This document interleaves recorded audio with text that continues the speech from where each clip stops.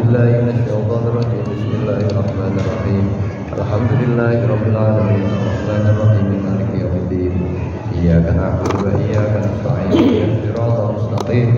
Siratal ladzina an'amta 'alaihim ghairil maghdubi 'alaihim waladdallin. Amin. Jamaah salat zuhur yang dirahmati Allah Subhanahu wa taala, kita lanjutkan kajian zuhur kita, yakni kitab Arba'in Nawawi.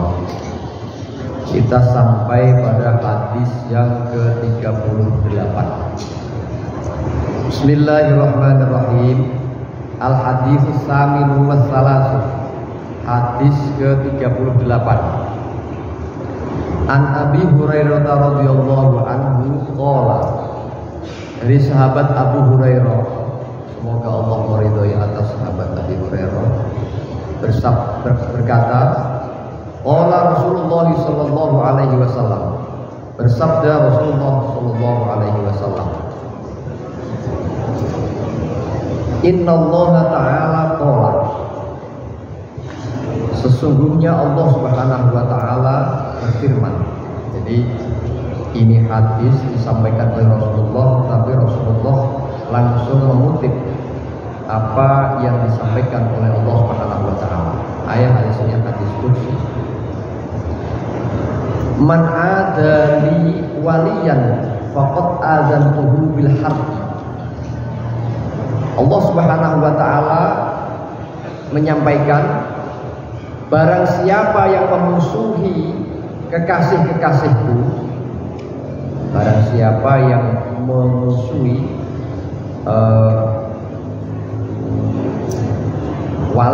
walinya Gusti Allah, wali itu kekasih, ya, faqad adzantuhu bil harbi, maka sungguh aku mengumumkan kepada mereka yang memusuhiku dengan perang.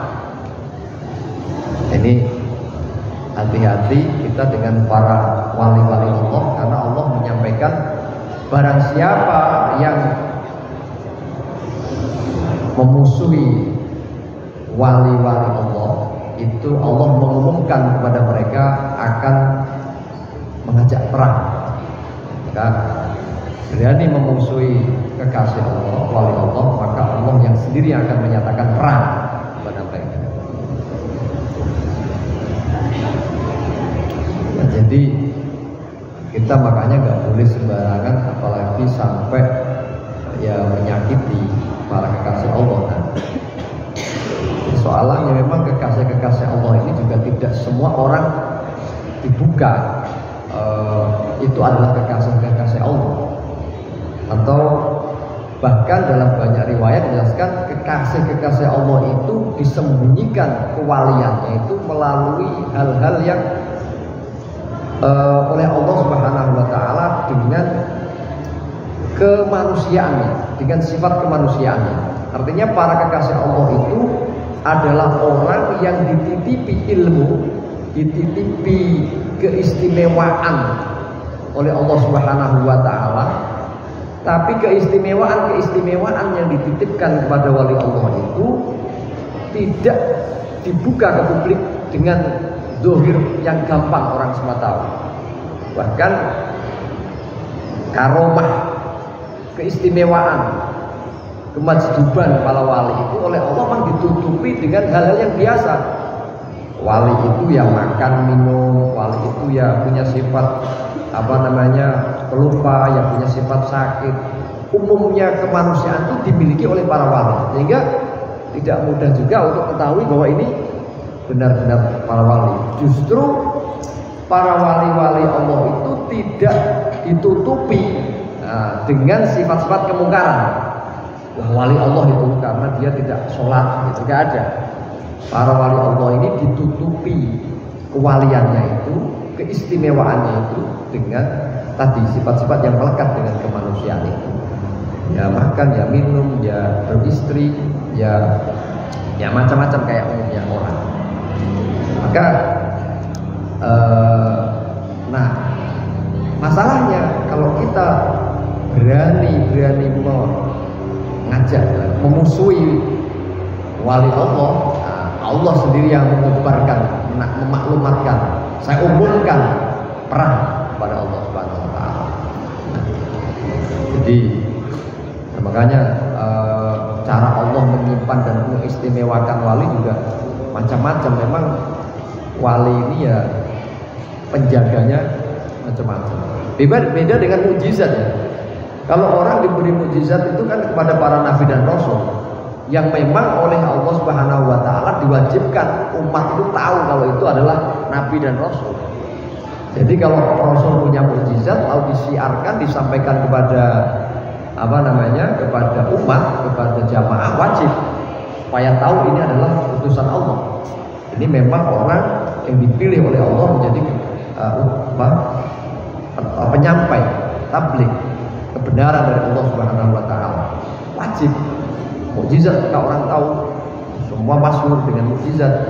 Tapi kalau keistimewaan yang dimiliki para wali-wali itu justru memang Allah tidak ditampakkan, disirkan sampai sendiri Allah yang nanti akan membuka kewalian dari seorang itu sendiri. Maka kalau dalam hasanah-hasanah cerita-cerita kewalian itu orang diangkat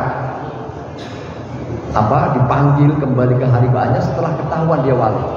Sekian lama menyembunyikan kewalian itu, begitu dibuka walinya oleh Allah, nggak lama biasanya itu meninggal. Nah, itu dalam hasanah cerita-cerita kewalian itu masyhur. Misalnya Allah yarham Kiai Ahmad Siddiq, Allah yarham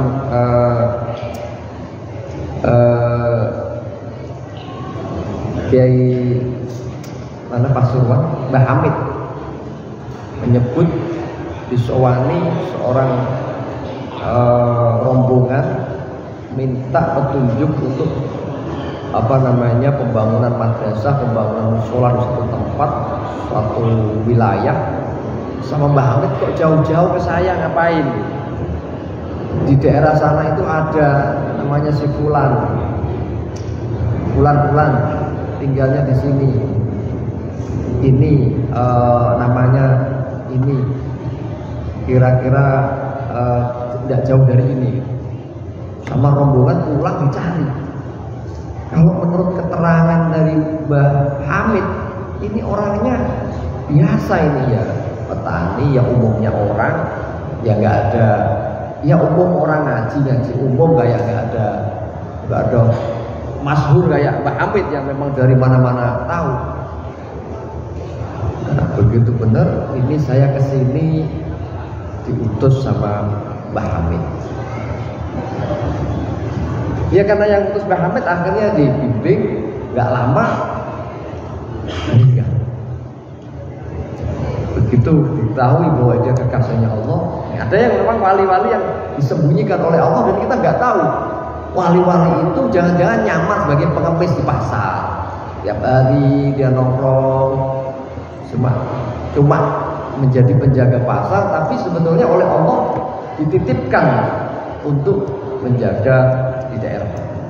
Wallahu a'lam, kita yang nggak pernah tahu mana kekasih-kekasih yang dibeli Allah Subhanahu wa taala, dan memang sampai Allah sendiri yang merahasiakan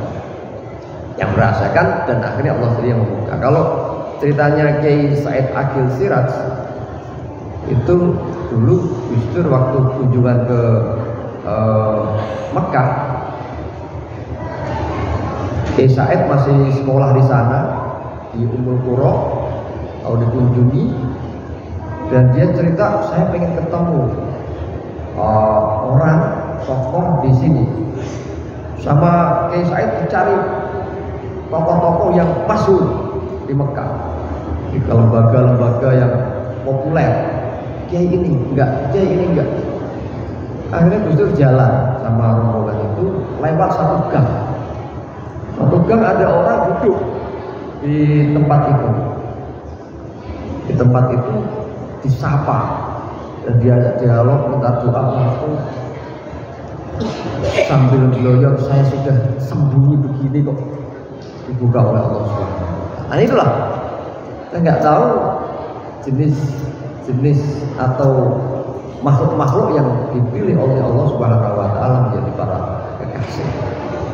modelnya macam-macam, ada yang ya tadi jangan sampai kita tertipu, karena itu kita harus ikhtiar, harus hati-hati, dan sampai tiwas kita menghinakan orang itu kekasih Allah. Karena kalau pas yang dipilih Allah itu umumnya orang yang ustaz, yang memang ngaji, yang masyhur itu enak itu kan, umum. Tapi kalau yang pas biasa-biasa jadi guru ya guru honorer gitu misalnya kan, atau jadi pekerja ya timbang jadi tugas kebersihan. Nah, tapi yang begini ini yang rumit, tiwas kita memperlakukan yang apalagi menghinakan. Nah ini kalau sampai begitu, masya Allah, Allah sendiri yang menanyakan. Maka kita nggak boleh, sehingga kita terjaga untuk saling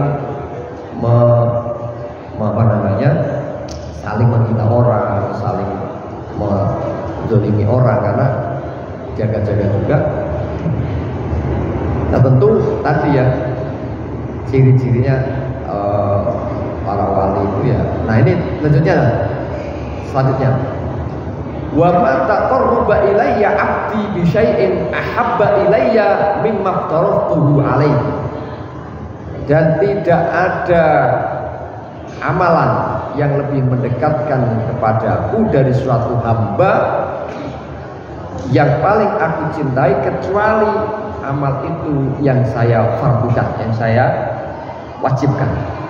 Ciri-ciri wali ini, yang pertama kalau orang ingin dekat kepada Allah, ya tadi dia melaksanakan kewajiban-kewajiban fardu. Nah ini, ma taqarraba ilayya 'abdi bi syai'in ahabba ilayya mimma aftaratu ilaihi, daripada hal-hal yang memang telah saya fardukan. Ya, sholat zuhur, sholat 5 waktu wajib, sholat puasa bulan Ramadan. Ini hal-hal yang wajib dikerjakan. Jadi di antara cara kita menjadi wali ialah kita melaksanakan yang fardu. Nah, kalau ada wali meninggalkan fardu, ini nggak kena di hadis ini. Wah, itu wali itu, tapi sholatnya nggak pernah kelihatan. Nah, mungkin sholatnya di Mekah ya, bisa jadi. Tapi kan ya terukur. Kalau Jumatan ini kan beda 4 jam. 4 jam ya sama Mekah. Jadi untuk jadi wali pertama ini dari sini kita harus melaksanakan yang fardu. Ini paling disukai oleh Allah Subhanahu wa taala. Jadi pokok dari amal kita menjaga fardu ini akan dicintai oleh Allah Subhanahu wa taala. Artinya kita nggak meninggalkan kewajiban-kewajiban pokok. Jadi jangan sampai kita mau dekat sama Allah, mau menjadi kekasih Allah, tapi dengan sadar meninggalkan yang fardu. Tidak mungkin. Allah pasti tidak bisa. Orang yang bisa mendekat Allah menjalankan yang fardu. Wala yazalu 'abdi yataqarrabu ilayya bin nawafili hatta uhibbahu. Juga hamba itu tidak berhenti terus-menerus untuk mendekatkan kepadaku, untuk mendekati diriku Allah dengan ibadah-ibadah nawafil yang sunnah, sehingga aku betul-betul mencintainya. Jadi sudah menjalankan yang fardu, juga menambah supaya dicintai dengan menambah yang sunnah. Nah ini tentu ini masuk akal ya kan. Sama kita punya hamba, punya abdi, punya pekerja, kita perintah sesuatu ya kan, tolong misalnya menyiapkan makanan atau minuman atau membeli sesuatu. Yang satu dibeli makanannya, disiapkan biasa saja, taruh di meja. Yang satu lagi hamba membeli makanan tadi, menghidangkannya dengan tempat yang bagus, dengan penampilan yang bagus. Tentu oleh kita ini lebih disukai, karena apa? Kalau makanan memang disajikan tamu juga istimewa, menghormati. Nah, timbang yang lawaran, ya kan? Yang tanpa tempat, tanpa wewangi, tanpa apa. Dan semoga begitu juga dengan Allah. Akan lebih dicintai oleh Allah tidak hanya menjalankan yang pokok-pokok tadi, yang fardu-fardu tadi, tapi juga wala yazalu bin nawafil, tidak berhenti-henti juga untuk menjalankan yang sunnah. Nah, jadi sholat zuhur juga nanti diakhiri dengan ba'da sholat. Sebelum zuhur kita jalankan qobliyah. Tidak hanya puasa Ramadan, juga kita tambah dengan puasa Senin Kemis, puasa puasa Arafah, puasa Tarwiyah dan terusnya. Ini adalah menambah uhibbu, cintaan kepada Allah. Nah, fa idza ahbabtuhu kuntu sam'ahu. Fa idza ahbabtuhu, dan tatkala saya sudah mencintainya, Allah sudah mendeklarasikan dia kekasihku, dia waliku, kuntu sam'ahu, maka aku jadikan pendengaranku, alladzi yasma'u bihi, juga adalah pendengaran pada kekasihku tadi itu. Wa yubsiruhu alladzi yubsiru bihi, dan penglihatannya juga merupakan penglihatan dariku. Wa yadahu allati yubtishu biha, dan tangannya juga tangan yang buat mukul dia. Wa rijluhu allati yamshi biha, dan kakinya juga tangan yang dia berjalan. Wala in sa'alani la u'tiyannahu, dan andai kata dia memohon, meminta kepadaku, pasti aku beri, aku kasih. Wala ini sta'adzani, dan jika dia minta perlindungan, la u'adzibannahu, saya juga akan melindunginya. Rawahu Bukhari, hadis diriwayatkan Imam Bukhari. Jadi ketika Allah sudah mendeklarasikan dia kekasihnya, maka Allah menyampaikan pendengarannya itu sama dengan pendengaran yang dimiliki ini adalah pendengaran sebagaimana Allah, penglihatannya sebagaimana penglihatan Allah, tangannya tangan Allah, kakinya tangan Allah. Jadi Allah menjaga semua, pendengarannya dijaga, penglihatannya dijaga, kakinya, tangannya, masya Allah. Maka kalau sama orang dikasih kekasih wali Allah ini harus hati-hati, ya kan? Maka kadang orang wali ini kok tahu sebelum waktunya, sebab dia diberi kemampuan penglihatannya itu penglihatan ala Allah Subhanahu wa taala. Pendengarannya ala pendengaran Allah Subhanahu wa taala. Tangannya ala tangan kekuasaan Allah Subhanahu wa taala.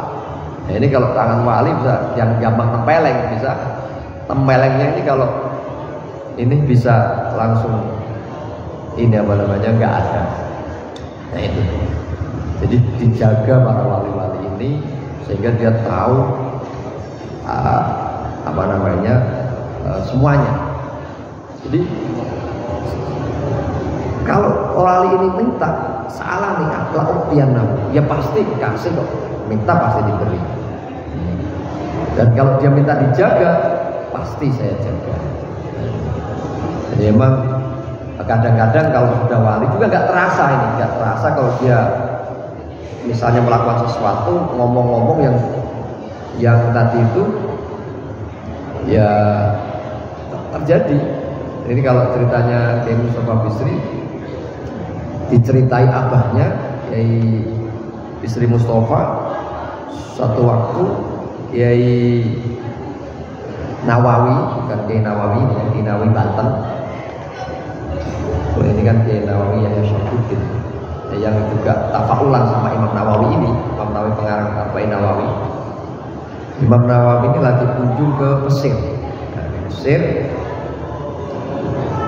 lalu pakai baju takwa, baju biasa, bukan pakai jubah, pakai sorban yang memang mentereng. Lah khasnya orang Mesir itu ini sulit pusing kalau sama orang non, apalagi modelnya cengkring gitu kan, nggak mitayani, digodain. Misalnya ada orang Cina atau orang luar bangsa Arab datang ke suatu wilayah itu pasti digodain, anak-anak narik-narikin baju dan seterusnya. diledek-ledek gitu. Karena bukan bangsanya. Sampai sudah masuk Masjid Azhar, Imam Nawawi gatal pakai peci sini, gatal dikukur, pecinya miring, jadi miring gini. Nah, tiba-tiba bumi Mesir miring, ya, miring. Kaget ini, wah bumi miring kan orang pada goyang semua. Itu apa namanya, barang-barang pada lungsur ya. Kalau punya telur katanya itu bisa telurnya pada pecah karena tiba-tiba miring bumi gara-gara pecinya Nawawi miring. Lalu dicek ini apa ini kok dunia miring. Nah terus dicek, namanya kekasih Allah, juga ada kekasih di dalam masjid itu dari Syekhuna Azhar, seorang Syekhul Azhar. Dicek ini apa ini, oh ada kekasih Allah itu lagi miringin peci. Ditegur, assalamualaikum, salam. Sudah usah jengkel ngikutin anak-anak kecil itu aja kok marah. Marah apa? Tadi kan waktu mau kesini kan digodain sama anak-anak. Udah lo, nama anak-anak biasa aja, gak usah. Saya gak marah, ada apa, saya biasa aja. Alah itu loh, ini kan repot ini. Apa? Udah itu dibenerin tuh pecinya ini. Loh kenapa? Itu dilempengin dulu. Dilempengin lagi balik. Lu saya tadi tuh gak ngapa-ngapain, saya tuh kepalanya gatel lah saya, ini jadi miring gitu ya, miring. Enggak, itu dibenerin. Begitu dibenerin, bunyi lempeng lagi ya. Nah ini udah jadi kekasihnya Allah ini. Jadi Allah yang langsung turun tangan. Nah turun tangan, hanya bunyinya lempeng lagi. Nah jadi itulah kira-kira ya pada hadis kita yang ke-38 ini sudah mau habis. Nggak terasa kita mau menghadap kitab ini.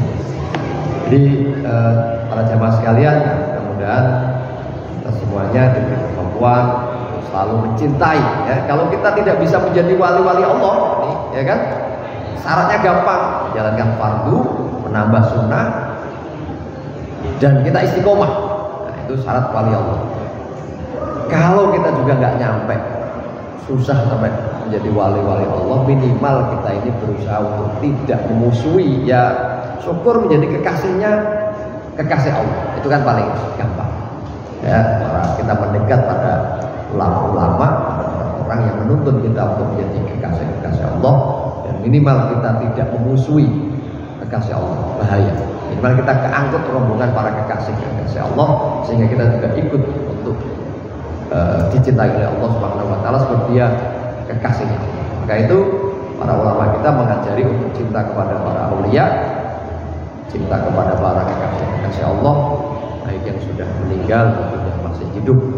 Ya, apalagi yang sudah jelas meninggal, ya jelas itu rekam sebagai kasih Allah karena sudah teruji sampai meninggalnya pun husnul khotimah. Ya kan, ala inna auliyallahi la khaufun alaihim wa la hum yahzanun, dan wala taqulu liman yuqtalu fi sabilillahi amwat bal ahya'u walakin la tashurun. Jangan kita pernah menyangka orang-orang yang meninggal di jalan Allah, para kekasih Allah ini mati. Sesungguhnya mereka hidup, dan kita saja yang nggak paham, kita saja yang nggak sadar. Demikian kajian singkat kita pada kali ini. Terima kasih atas perhatiannya. Ihdinas siratal mustaqim. Wallahu muwaffiq ila aqwamit thoriq. Assalamualaikum warahmatullahi wabarakatuh.